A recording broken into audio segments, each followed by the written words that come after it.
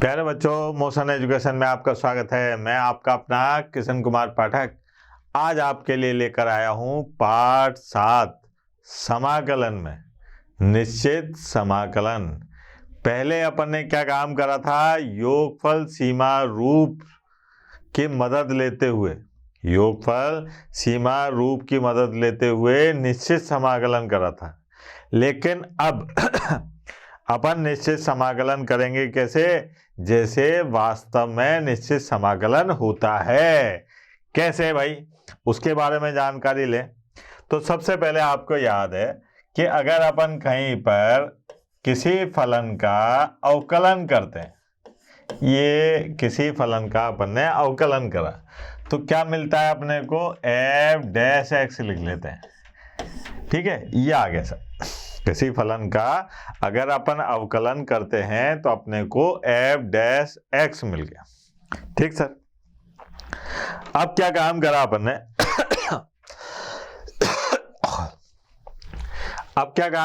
ने? कि यहां पर समाकलन करा साहब, ये ए और बी। यहां पर ए क्या है साहब? ए है निम्न सीमा। क्या है? निम्न सीमा। बी क्या है? बी है ऊपरी सीमा। ठीक। अपन ने एफ डैश एक्स, या एफ डैश एक्स, इसका समाकलन करा तो अपने को क्या प्राप्त होगा बेटा? तो अपने को प्राप्त होगा फंक्शन ऑफ एक्स, और इसमें एक समाकलन स्थिरांक भी आ जाएगा। ये आ गया। और यहाँ पर सीमा लगी हुई है, इसलिए ये चीज आ गई साहब, ए और बी। अब क्या काम करते हैं? ये बात याद रखना कि ये है निम्न सीमा। ये कौन है बेटा? ये निम्न सीमा। निम्न सीमा। और ये कौन सी है साहब? इसको उच्च सीमा कह दो साहब। ऊपरी सीमा कहते हैं वैसे, उच्च सीमा, है ना। अब ये बात याद रखना कि ऊपरी सीमा बड़ी होती है, निचली सीमा छोटी होती है। यहां अगर माइनस वाइनस नहीं लग रहा, वो आगे देखेंगे अपन, है ना। अब क्या काम करना है? इसको सरल करना है। तो पहले आप ऊपरी सीमा रखेंगे। इसको कैसे सरल करेंगे कि साहब बराबर एफ बी, एक्स की जगह क्या रखेंगे? बी प्लस सी, फिर माइनस, फिर अपन निम्न सीमा रखेंगे तो ये आएगा एफ ए और माइनस सी।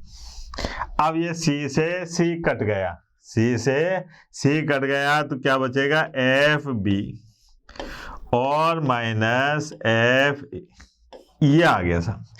तो अपने पास में इस समाकलन का मान ये प्राप्त होगा। बालक कहता है कि सर आप इसको निश्चित समाकलन क्यों कह रहे हैं? पहले वाले को आप अनिश्चित कह रहे थे, अब आप निश्चित समाकलन कह रहे हैं, तो अंतर क्या है दोनों में?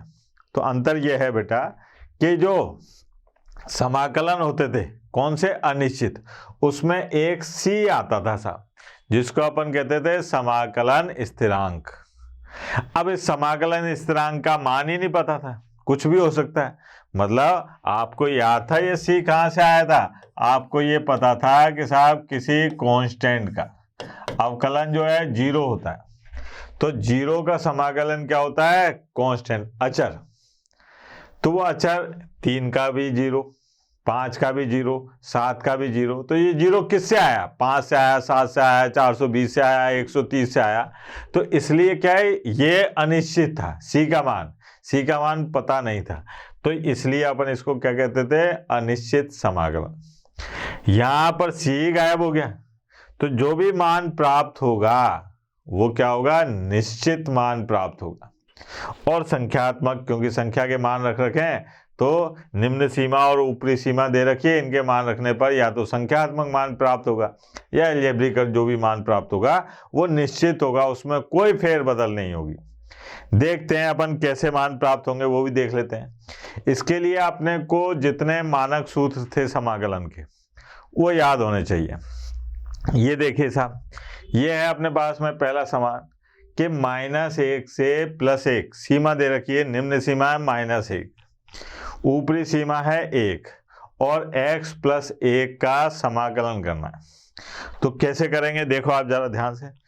बिल्कुल आराम आराम से, है ना, कोई जल्दबाजी नहीं है। हल यहाँ पर आई बराबर यह है -1, -1 से +1 और साहब x + 1 और dx। अब इसका पहले समाकलन करते हैं। आई बराबर, ठीक, आई बराबर क्या आएगा, x का समाकलन x की घात 2/2 और +1x। अच्छा, अब अपने को यहाँ c लगाने की जरूरत नहीं है, क्यों, मैंने आपको बताया c कट जाता है, तो यहाँ लगाने की क्या है, काटना ही है, तो इसलिए लगाते नहीं है। अब यहाँ पर अपन ने सीमा रख दी, ये देखो आप, -1 + 1। अब पहले ये मान यहाँ रखो, तो आई बराबर क्या होगा बेटा, 1 की घात 2/2 और +1, जब मैंने x की जगह पर 1 रखा, ठीक है, फिर माइनस, फिर मैंने x की जगह पर -1 रखा, तो ये आ गया -1 की घात 2 और /2 -1। अब इसको लक्षण से सरल कर दो, तो ये आ गया 1/2 और 1 3/2 माइनस, यहाँ पर देखो आप, ये क्या है अपने पास में, 1/2 -1, तो यहाँ आएगा -1/2 माइनस माइनस +1/2, ये हो गया 3/2 और 1/2 मिलके क्या हो गए, 2। भाई 1.5 और आधा मिलके क्या हो जाएंगे, 2। ये आ गया सब, कितना आसान सा सवाल था। आपकी प्रश्नावली का ही है, तो इसलिए परेशान मत होइएगा। ये देखो अब यहाँ पर क्या कहा जा रहा है अपने से, दूसरे सवाल में देखते हैं। 2 से 3 1/x dx का मान ज्ञात कीजिए। 2 से 3 निम्न सीमा 2 है, ऊपरी सीमा 3 है। तो यहाँ पर हल ज्ञात करने का देखना बेटा, अभी पप्पू टाइप सवाल ले रहा हूं मैं सारे। यहाँ पर आई बराबर ये है साहब 2 से 3 1/x dx।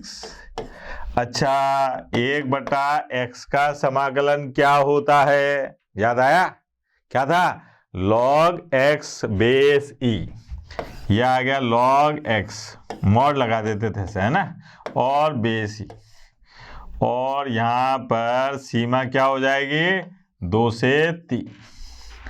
अब i बराबर x की जगह मान रखो, तो पहले रखेंगे अपन log और साहब 3 बेस e माइनस log और 2 बेस e। अच्छा, log 3 में से log 2 गए तो कितना बचेंगे, log 1 नहीं बचेगा, ऐसे नहीं जाते।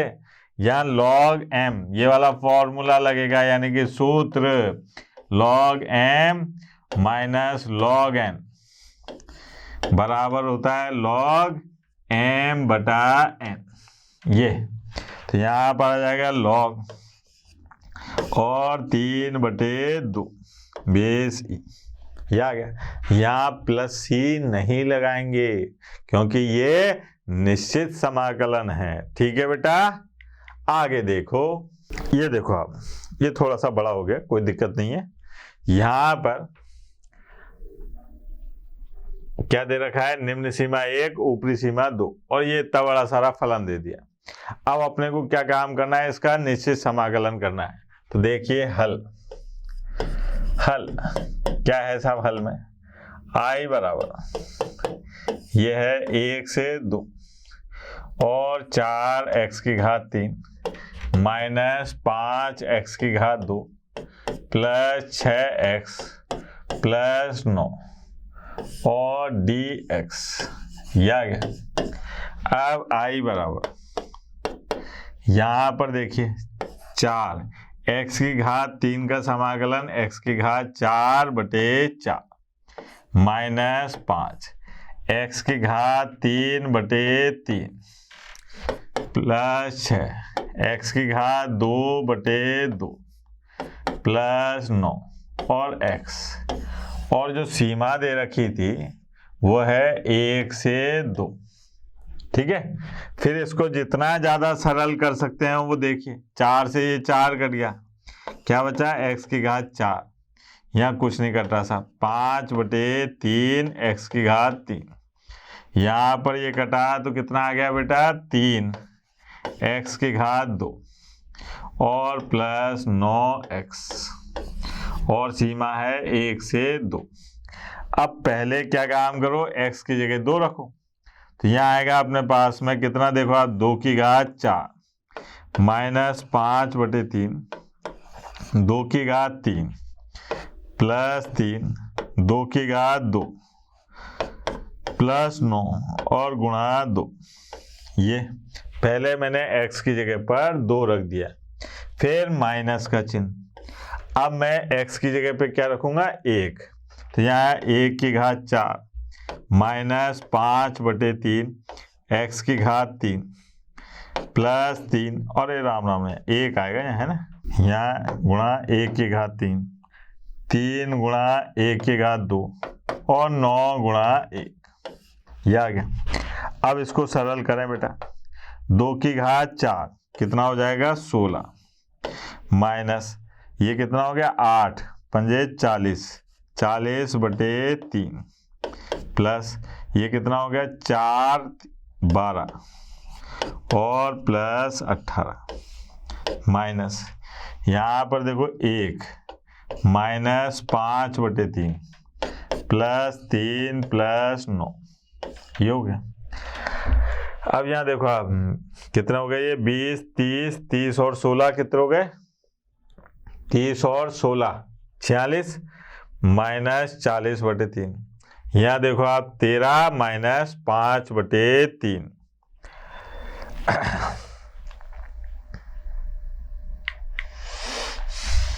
आई बराबर 46 माइनस कितना था बेटा, भूल गए,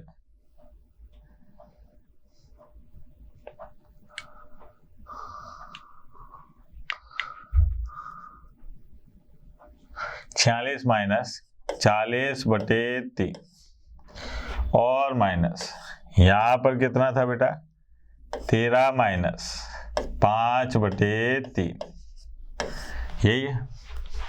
अब देखो आप आई बराबर यहाँ आ गया 46 में से 13 गए तो कितने बचेंगे साहब, 46 में से 13 गए तो यहाँ बचा 33 माइनस 40/3 प्लस 5/3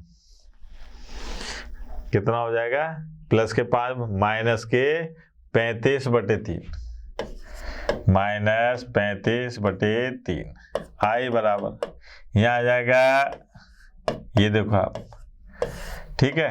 अब 99 में से 35 घटाओ तो यहाँ कितना आएगा अपने पास में 4 और ये 6, 64/3, सही है ना भैया, 5 में से 9 में, ठीक है, 64/3, सिंपल सी बात। ऐसी कैलकुलेशन में मजा नहीं आता साहब, है ना, जोड़ बाकी गुणा भाग में। और देखते हैं, ये देखो आप कितना मजेदार प्रश्न है। ये कह रहा है कि साहब 0 से π/4 निम्न सीमा है 0 और ऊपरी सीमा है π/4, इसका समाकलन करना है साहब, निश्चित समाकलन है ना, ये लिमिट आ गई तो इसका मतलब निश्चित समाकलन है। अब साहब हल आई बराबर ये है 0 से π/4 और साहब साइन 2x dx, ये हो गया साइन 2x dx।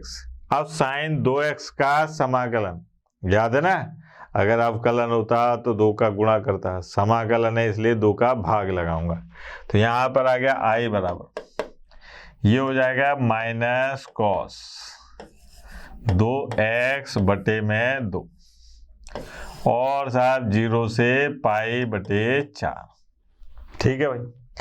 अब आई बराबर ये आ गया -1/2, है ना, और कॉस 2 गुणा π/4 ये, और माइनस 1/2 और कॉस 2 गुणा 0, ये हो गया। अब देखिए आप आई बराबर ये 2 से ये 2 कटा, कॉस π/2, आपको याद है कॉस π/2 यानी कि कॉस 90 का मान कितना होता है जीरो, तो ये आ गया गुणा जीरो। फिर माइनस 1/2, कॉस जीरो का मान कितना होता है 1, है ना, तो ये तो जीरो हो गया। और ये कितना हो गया माइनस माइनस प्लस 1/2, ये आ गया आंसर। मतलब अपने को अभी अपन हल्के हल्के से सवाल कर रहे हैं, ज़्यादा कठिन सवाल नहीं कर रहे, अपने को केवल ये देखना है कि लिमिट को कैसे हटाते हैं, निश्चित समाकलन में जो लिमिट है उसके मान कैसे रखते हैं। अगर ये बात समझ में आ जाएगी तो अपन भारी भारी सवाल भी करेंगे, चिंता करने की कोई दिक्कत नहीं, ज़रूरत नहीं है साहब। हाँ भाई, हल ये देखो आप, इसमें क्या कह रहा है ये कि आई बराबर कॉस, और साहब लिमिट दे रखिए 0 से π/2 कॉस 2x dx। अच्छा, कॉस 2x का समाकलन क्या होगा साइन 2x और बटे में 2, यही है। और लिमिट क्या है 0 से π/2, 0 से π/2।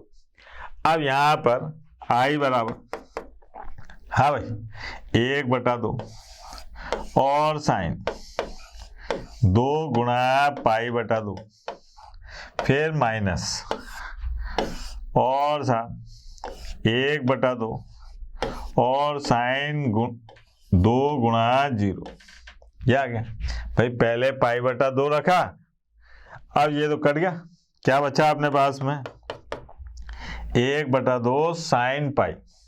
अच्छा, साइन पाई का मान कितना होता है, साइन पाई मतलब साइन 180 डिग्री, 0, तो यहाँ पर आ गया अपने पास में 1/2 और 0 माइनस यहाँ पर 1/2। अच्छा, साइन 0 का मान भी कितना होता है 0, तो इसका आंसर कितना आ गया अपने पास में 0। वेरी सिंपल सी बात। तो यहाँ पर इस समाकलन का मान क्या आया 0, कोई दिक्कत। आगे बढ़ते हैं, ये देखो आप, वाह वाह, सबसे आसान सवाल है ये, e की घात x, 4 से 5 लिमिट दे रखी है और अपने को e की घात x का समाकलन करना है। हल यहाँ पर क्या है साहब, i बराबर यह है 4 से 5 e की घात x dx। अब i बराबर e की घात x का समाकलन e की घात x, लिमिट है अपने पास में 4 से 5। अब i बराबर ये आ जाएगा e की घात x की जगह रखे 5 माइनस e की घात 4, ये हो गया। चाहो तो यहाँ से e की घात 4 को कॉमन ले लो, तो क्या बचेगा e की घात 1 और माइनस 1, ये आ गया सवाल। कितना आसान सा सवाल था, है ना, मजाक कर रहे हैं यार ये तो यार, इतने इतने गए गुजरे थोड़ी ना अपन कि इतने सिंपल सवाल भी नहीं आएंगे अपने को, है ना। ये है 0 से π/4। अब यहाँ पर आपने जो स्टैंडर्ड यानी कि मानक सूत्र याद कर रहे थे ना, वो काम में आएंगे बेटा, है ना। देखो आप, ये है 0 से π/4, tan x का मान ज्ञात कीजिए। तो यहाँ पर हल i बराबर 0 से π/4 और tan x dx। अब आप ये बताओ कि tan x का समाकलन क्या था, tan x का समाकलन क्या था, log sec x। क्या था बेटा, log sec x, याद आया, log sec x। तो यहाँ पर ये आ गया log और sec x, ठीक है, बेस मॉड में लगा दे, मापांक लगा देते हैं। और लिमिट क्या दे रखी है बेटा 0 से π/4, ठीक है। अब साहब i बराबर यहाँ पर मान रखो आप log और sec π/4, है ना, फिर माइनस log और sec 0, ये आ गया। अब π/4 sec में π/4 किसका मान होता है बेटा, √2 का, तो ये आ गया अपने पास में √2। है ना, बेस ए माइनस, अच्छा सेक 0 का मान बताओगे आप? सेक 0 का मान होता है 1, ये आ गया। अब ये तो आपको याद होगा कि बेटा log 1 का मान 0 होता है, तो ये आ जाएगा अपने पास में 1/2 log 2 बेस ए, और ये तो क्या है 0, तो इसका आंसर आ जाएगा 1/2 log 2 और बेस ई। ये हो गया साहब। ज़्यादा मज़ेदार प्रश्न नहीं आ रहे साहब, है ना। मज़े लेने के लिए अपने को कठिन सवाल करने पड़ेंगे भाई, इसमें तो अपनी इंसल्ट कर रहे हैं ये तो, इतने सरल सरल सवाल देके। ये देखो आप, कोसेक एक्स का मान ज्ञात कीजिए। अब ये स्टैंडर्ड सूत्र याद होना चाहिए आप, कोसेक एक्स का समाकलन याद है? देखते हैं बेटे हल, इस बहाने आपको सूत्र तो याद हो जाएंगे। हल आई बराबर, ये है π/6 से π/4 और कोसेक एक्स dx, ये हो गया। अब यहाँ पर आई बराबर कोसेक एक्स का समाकलन क्या है? लॉग, और साहब cosec x minus cot x और बेस, ये है। और लिमिट दे रखी है अपने को π/6 से और π/4 तक, है ना। ये मान रखें इसका, देखें क्या होगा। ये आया अपने पास में लॉग, कोसेक की जगह कोसेक π/4 माइनस कॉट π/4 और माइनस लॉग और कोसेक π/6 और माइनस कॉट π/6, ये आ गया। अच्छा ये देखो आप कि आई बराबर लॉग कोसेक π/4, क्या होगा इसका मान? √2 कॉट π/4, इसका मान होगा 1,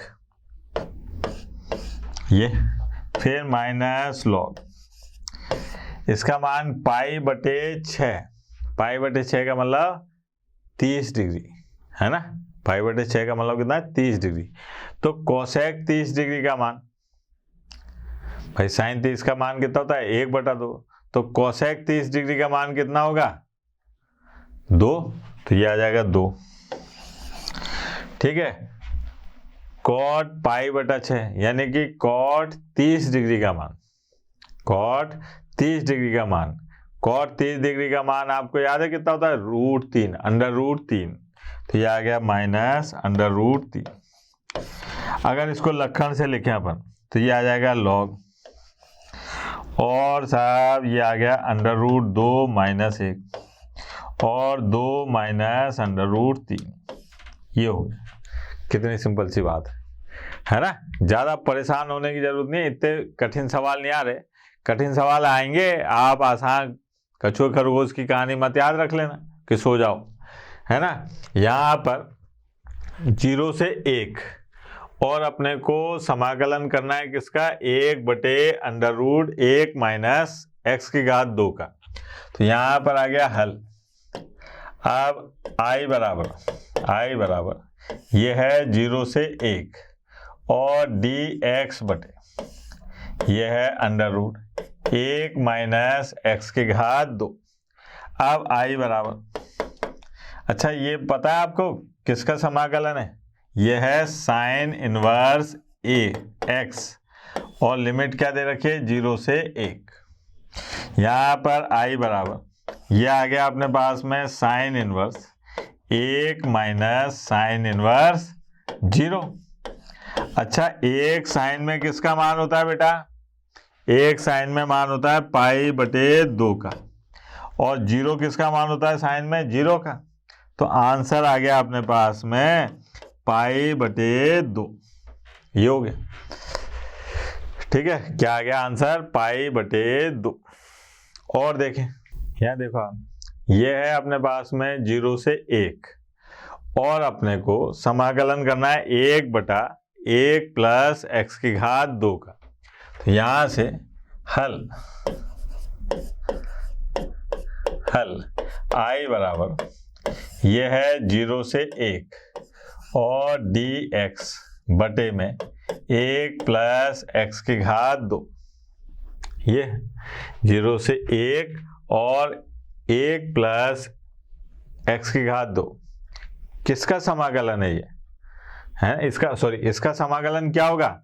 इसका समाकलन होगा I बराबर tan इनवर्स x, है ना, और लिमिट दे रखी है 0 से 1, तो I बराबर यह आ गया tan इनवर्स और 1 माइनस tan इनवर्स 0, है ना।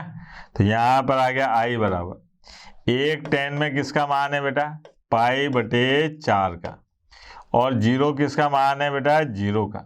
तो यहाँ आ गया अपने पास में आंसर में पाई बटे 4। ये देखो और देखते हैं, ये कुछ ज़्यादा सरल नहीं आ रहे भैया, कठिन भी लाओ यार। ये देखो आप 2 से 3 और x की घात 2 माइनस 1 का मान ज्ञात करना है। तो यहाँ पर आ जाओ सब मैदान में। हल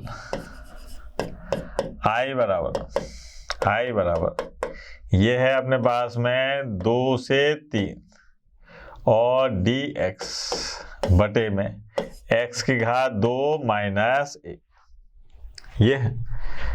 अब यहाँ पर एक तो डायरेक्ट सूत्र याद हो आपको, 1/2 log x माइनस 1 बटे x प्लस 1, याद है ना?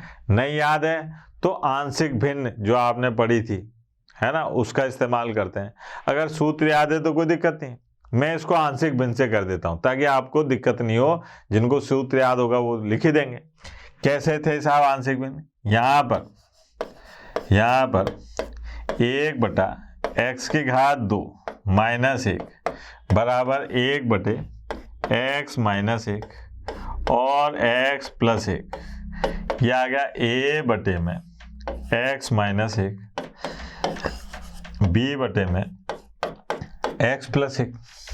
अब यहाँ से 1 बराबर a गुणा x प्लस 1 b गुणा x माइनस 1, ये हो गया। ठीक है, अब क्या काम करना है अपने को कि x माइनस 1 बराबर 0, x बराबर 1 समीकरण 1 में रखने पर क्या हो जाएगा बेटा? समीकरण 1 में रखने पर ये केवल इसलिए कि ताकि आपको जो तरीका है ना आंशिक भिन्न वो भूल नहीं जाओ, याद दिला रहा हूँ, है ना। x बराबर 1 रखा तो a, यहाँ आ गया 1 प्लस 1 और b गुणा 0, तो a का मान आ गया कितना बेटा? 1/2, यह आ गया। फिर साहब x प्लस 1 बराबर 0, तो x बराबर आ गया माइनस 1, कहाँ पर रखने पर? समीकरण 1 में रखने पर। अब समीकरण 1 में रखने पर तो 1, यह आ गया a गुणा 0 और b गुणा माइनस 1, तो b बराबर आ गया माइनस 1/2, ये मान आ गया। ठीक है, a और b के मान अपन ने यहाँ रख दिए और लिमिट क्या है? 2 से 3। तो यहाँ आ गया I बराबर ये है 2 से 3, है ना, dx बटे x की घात 2 माइनस 1।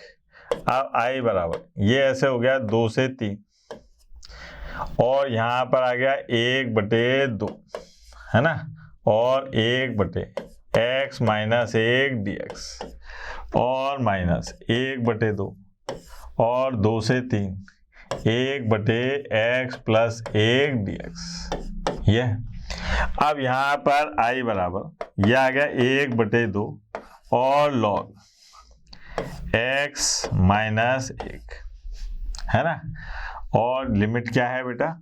ये बाहर रख लो आप, 2 से 3 माइनस 1/2, यह आ गया अपने पास में log और x प्लस 1, लिमिट क्या है? 2 से 3, ये हो गया। अब आई बराबर मान रखो सब 1/2, यहाँ पर है अपने पास में log 3 - 1 माइनस log 2 - 1 है ना, फिर -1/2, यहाँ पर है log और 3 + 1 माइनस log 2 + 1, ये आ गया। अब आई बराबर 1/2, यह है log और 2/1, फिर -1/2, ये कितना है 4/3, तो ये आ गया log और 4/3। अब यहाँ से 1/2 तो कॉमन आ रहा है और log ये है अपने पास में 2/4/3, तो यहाँ आ गया अपने पास में 1/2 और log 3/2, ये हो गया। और अगर मैं यहाँ पर डायरेक्ट सूत्र बताता ये वाला, अगर मैं इसको ऐसे करता कि यहाँ पर बताता आपको कि चूंकि 1/x² माइनस 1² dx बराबर 1/2a और log x - 1/x + 1 होता है, तो यहाँ पर क्या हो जाता है अपने पास में कि साहब 2 से 3 लिमिट है और x² माइनस 1 dx 1/2 a की जगह 1 और log x - 1 x + 1, यह आता है यहाँ पर 2 और 3, ठीक है। अब इसके मान रखते हैं अपन, तो यहाँ पर क्या आते हैं 1/2 और log पहले रखते हैं अपन कितना 3, तो ये आता है अपने पास में 3 - 1 3 + 1, फिर माइनस log और 2 - 1 2 + 1 है ना, तो ये आता है 1/2, ये होता है 2/4 log के, और माइनस ये होता है log 1/3। अगर सरल करते तो ये आता है अपने पास में log 3/2, यही आता साहब, है ना। अगर सूत्र लगा के करते तो ये आता और ऐसे करते तो ये आता, ये ज़्यादा मतलब सिंपल तरीके से कर लो, उसी में बढ़िया है।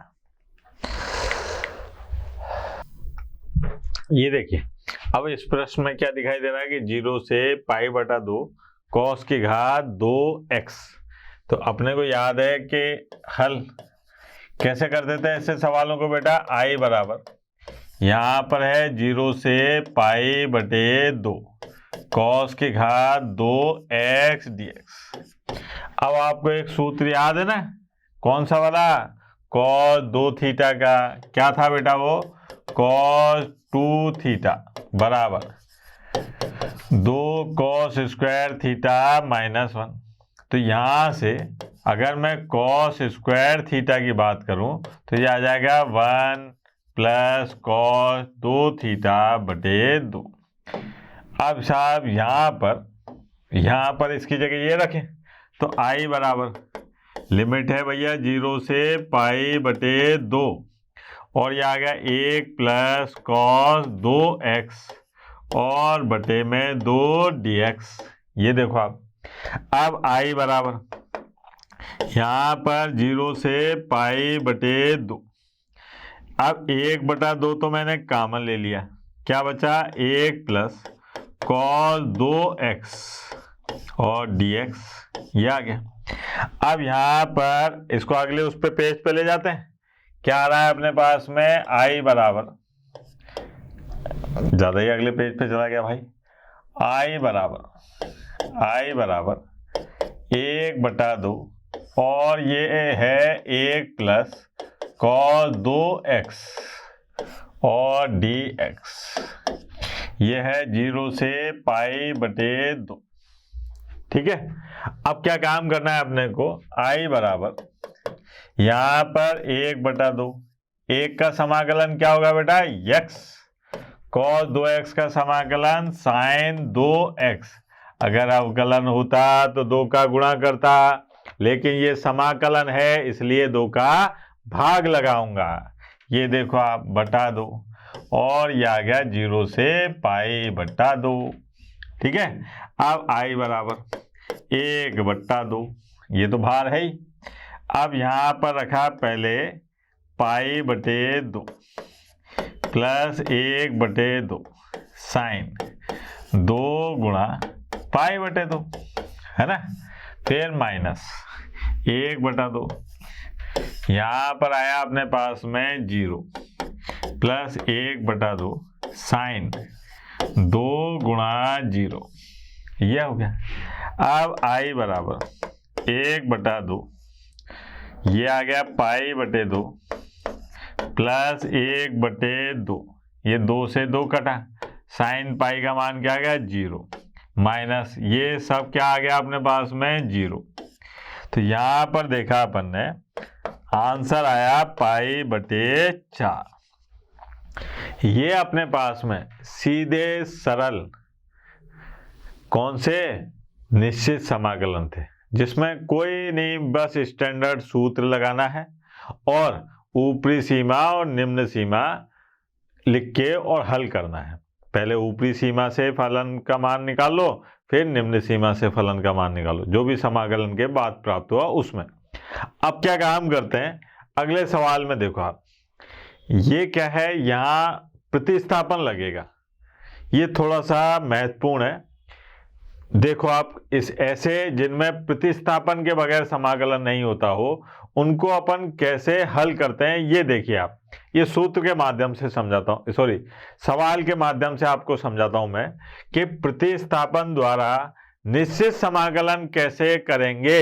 ये देखिए आप, यहां पर एक प्रश्न दे रखा है, हल ये है अपने पास में आई बराबर 2 से 3 x dx और बटे में x की घात 2 प्लस 1, ये है सब। इसका अपने को समाकलन करना है। ये समाकलन बिना प्रतिस्थापन के नहीं होगा, तो अपन क्या काम करें, इसमें प्रतिस्थापन वाली बात लगाएं। ठीक है, देखो आप कैसे लगेगी। यहां पर माना क्या माना साहब कि x की घात 2 प्लस 1 बराबर t, ये मान लिया। तो यहां पर क्या हुआ कि 2x प्लस 0 बराबर dt बटा dx। तो यहां से x dx बराबर क्या आ गया dt और बटे 2, ये हो गया। अब यहां पर क्या हुआ कि x dx की जगह पर आ गया dt बटे 2, x dx की जगह क्या आ गया dt बटे 2। लेकिन आपने जब ये x को बदला है t में, तो वास्तव में ये क्या है, ये x के ही तो मान है, x का निम्नतम मान और x का उच्चतम मान, यही तो है। तो ये भी बदलेंगे, जब आपने x को t में बदल दिया तो इनको भी बदलना पड़ेगा। अब कैसे बदलते हैं, ध्यान देना। यहां पर सबसे पहले आते हैं अपन उच्च सीमा, ठीक है। उच्च सीमा में क्या होगा साहब, आपने क्या काम करा है कि साहब यहां पर x बराबर है कितना 2, x बराबर कितना है 3, x बराबर कितना है बेटा 3, उच्च सीमा ये है ना, x बराबर कितना है 3। अब आपने क्या काम करा कि यहां पर इसको बदल दिया t में, x की घात 2 प्लस 1। अब यहां पर x की जगह मैं अगर 3 रखूंगा तो t यह आ जाएगा 3 की घात 2 प्लस 1। तो यहां से t का मान कितना आ गया बेटा, यह आ गया 10, t का मान कितना आ गया 10। तो अब नई सीमा, नई उच्च सीमा क्या हो गई 10। फिर साहब निम्न सीमा के बारे में बातचीत करी। निम्न सीमा में क्या करा अपन ने कि x के स्थान पर रखा है आपने कितना 2, यहां पर x के स्थान पर कितना है 2, लेकिन अपन ने x को तो t में बदल दिया। ये आ गया x की घात 2 प्लस 1, ये रखा अपन ने। तो यहाँ पर निम्न सीमा रखेंगे तो t बराबर क्या आ जाएगा, 2 की घात 2 प्लस 1, यानी कि t बराबर क्या आ जाएगा अपने पास में 5। तो अब उच्च सीमा क्या हो गई 10 और निम्न सीमा क्या हो गई 5। तो यहाँ पर प्रतिस्थापन करने पर ये लाइन जरूर लिखनी पड़ती है। प्रतिस्थापन करने पर I बराबर, देखना जरा, dx की जगह तो क्या लिखेंगे, x dx की जगह dt बटा 2, तो ये 1/2 बाहर लिख दिया। निम्न सीमा क्या हो गई 5, उच्च सीमा क्या हो गई बेटा, उच्च सीमा हो गई 10, और यहां पर क्या हो गया अपने पास में dt और बटे t, ये हो गया। अब यहां पर अपने पास जो मान आएगा I बराबर यह 1/2 और साहब 5 से 10 सीमा है और dt बटा t, ये हो गया। I बराबर यह आ गया 1/2 और लॉग मापांक में t, है ना, और साहब लिमिट क्या है अपने पास में 5 से 10। I बराबर 1/2 लॉग और यह आ गया 10 माइनस लॉग 5, है ना, ये हो गया। अब यहाँ पर I बराबर 1/2 और लॉग 10/5, तो यहाँ पर आ गया 1/2 और लॉग 2 बेस e, ये आया सवाल। यहाँ पर सवाल पे मत जाइए, सवाल तो अपन बहुत अलग अलग प्रकार से करेंगे। यहाँ आप समझिए कि मैंने क्या किया कि जब मैंने प्रतिस्थापन करा तो मैंने सीमाओं पर भी ध्यान दिया। जब फलन बदलेगा तो सीमा भी बदलेंगी, ठीक है, उन सीमा को बदलने में मैंने थोड़ी ज्यादा ताकत लगा दी। और देखिए, अब ये देखिए इस सवाल में ऐसे ही एक और सवाल करते हैं। देखिए आप, इसमें भी अपने को प्रतिस्थापन करना पड़ेगा। क्या है साहब, हल दे रखा है, हल यहाँ पर है I बराबर 0 से 1 और x गुणा e की घात x की घात 2 और dx, ये अपने पास फलन है। अब इसमें जब तक आप प्रतिस्थापन नहीं करोगे इसका समाकलन संभव नहीं है। तो अपन क्या काम करते हैं, यहाँ पर मानते हैं कि माना x की घात 2 बराबर क्या है बेटा t, x की घात 2 बराबर क्या है t। तो जब इसका x के सापेक्ष अवकलन करेंगे, अवकलन करने पर क्या होगा साहब, x के सापेक्ष अवकलन करने पर 2x बराबर dt बटे dx, तो ये आ गया x dx बराबर dt बटे 2। अब साहब यहाँ पर मैं अगली लाइन प्रतिस्थापन करने पर लिख देता, लेकिन मुझे क्या काम करना है कि अगर मैंने यहाँ पर x यानी कि प्रतिस्थापन किया है, फलन को बदला है, x की जगह पर t रखा है, x की जगह पर अगर t रखा है तो मुझे सीमाओं को भी बदलना होगा, ठीक है। अब वो बदलती हैं कि नहीं बदलती हैं वो अलग बात है, लेकिन अपने को अपना काम जरूर करना है। तो यहाँ पर मैंने क्या काम करा कि साहब उच्च सीमा के बारे में बातचीत करी। उच्च सीमा क्या थी, यहाँ पर x बराबर थी 1, है ना, इसके बारे में बातचीत करी।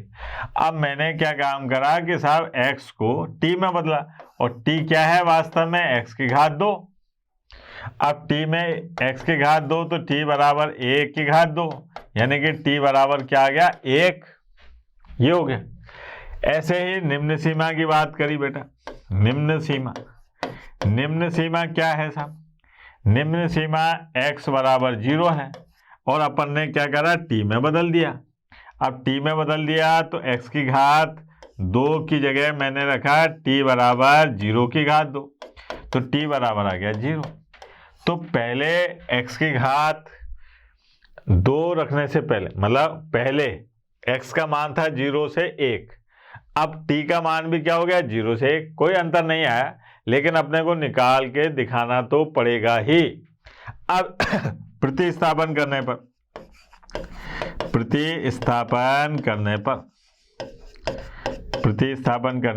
क्या होगा बेटा? प्रतिस्थापन करने पर i बराबर x dx की जगह तो आ गया dt बटा 2, और लिमिट वही है 0 से 1 और e की घात t और dt बटे 2, यह आ गया e की घात t dt बटे 2। तो यहाँ पर i बराबर 1 बटा 2 और 0 से 1, यह आ गया e की घात t dt। अच्छा, e की घात t का समाकलन क्या हो जाएगा बेटा? e की घात t और 0 से 1, अब मान रख दो साहब 1 बटा 2 और यह आ गया e की घात 1 माइनस e की घात 0। अच्छा, e की घात 0 कितना होता है बेटा? e की घात 0 होता है 1, तो यह आ गया e की घात 1 माइनस 1, ये हो गया। ये है अपने पास में निश्चित समाकलन। अब प्रतिस्थापन द्वारा निश्चित समाकलन अपन कल पढ़ेंगे, है ना। आज मैंने हल्का सा हिंट दिया, लेकिन कल की पूरी क्लास अपन प्रतिस्थापन द्वारा अवकलन पर ही आधारित रखेंगे, ठीक है। तो अभी जिसको समझ में ना आया हो, कल की क्लास में जरूर आइएगा, ठीक है बेटा। तब तक के लिए टाटा, बाय बाय, धन्यवाद। कल फिर मिलेंगे प्रतिस्थापन द्वारा निश्चित समाकलन पढ़ने के लिए, ठीक है। आशा करता हूं हमारे टॉप एजुकेटर का यह लेक्चर आपको पसंद आया होगा। अगर पसंद आया है तो वीडियो को लाइक करिए, चैनल को सब्सक्राइब करिए और शेयर भी करिए, क्योंकि ज्ञान बांटने से बढ़ता है और सही बताऊं तो पुण्य भी मिलता है। मुझे सुनने के लिए बहुत बहुत धन्यवाद। Thank you.